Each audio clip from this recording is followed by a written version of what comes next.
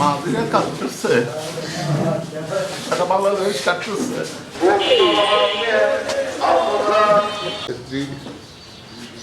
বাংলাদেশের সাবেক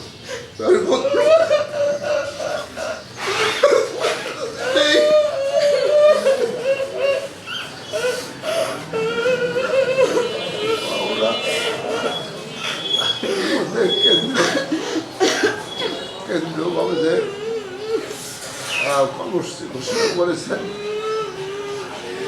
সেটি আমরা পালন করব। আর আমরা ইতিমধ্যেই বিভিন্ন এতিমখানা মাদ্রাসা কোরআন খতম শুরু করে দিয়েছেন। আমরা আজকে গণতন্ত্রের মাঠে আসলাম, আমাদের অভিভাবক হারালাম, আমাদের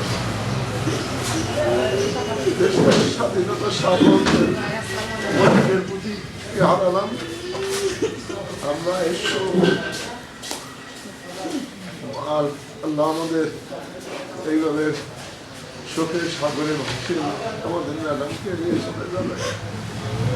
আমরা ভাবতে পারিনি আপনার সময় আমাদের মহান নেত্রী তিনি আপসিকভাবে দেশের মানুষের জন্য কাজ করেছেন, কল্যাণের জন্য কাজ করেছেন। বেগম খালেদা জিয়া বাংলাদেশের যে চলমান ইতিহাস ছিল, বাংলাদেশের যে ইতিহাস, সেই ইতিহাসের অর্ধেক অংশ বেগম খালেদা জিয়া স্বৈরাচার বিরোধী আন্দোলন থেকে গণতন্ত্র উত্তরণের জন্য, দেশ পরিচালনার জন্য, দেশের মানুষের জন্য বেগম খালেদা জিয়া যে কাজগুলো করে দিয়েছেন সেইগুলি স্বর্ণ অক্ষরে ইতিহাসে লেখা লেখা থাকে।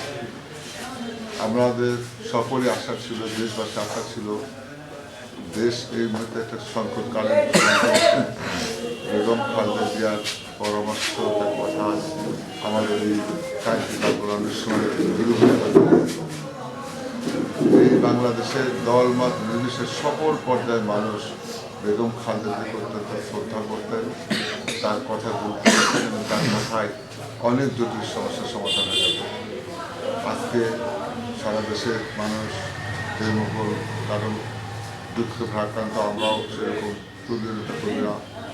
সবারই হৃদয়ে ভেঙে গিয়েছে, কষ্ট হচ্ছে, রক্তক্ষরণ হচ্ছে, কিন্তু সৃষ্টিকর্তা অঘমে নিয়ে মেনে নেওয়া কোনো উপায় নাই। আমরা সকলেই বেগম খালেদা জিয়ার সে আদর্শকে ধারণ করে দেশের জন্য, মানুষের জন্য যেন আমরা অত্যন্ত প্রভাবিত হতে পারি এবং তার আত্মা মাত্রা কামনা করবো এবং আমরা দোয়া করবো জান্নাতের সর্বোচ্চ উচ্চ স্থানে তাকে প্রতিষ্ঠিত পাবো। বাড়ি ঘরে যান, আমরা নেতা কর্মী আলাদা মাঝিরা কাটতেছে, সারা বাংলাদেশ কাটতেছে। এই মুহূর্তে আমি কিছু বলতে পারছি ভাই, বললি বাংলাদেশ হাজার হাজার বছর টিকে থাকবে, এটাই বলতে পারি আমি, আর কিছু না।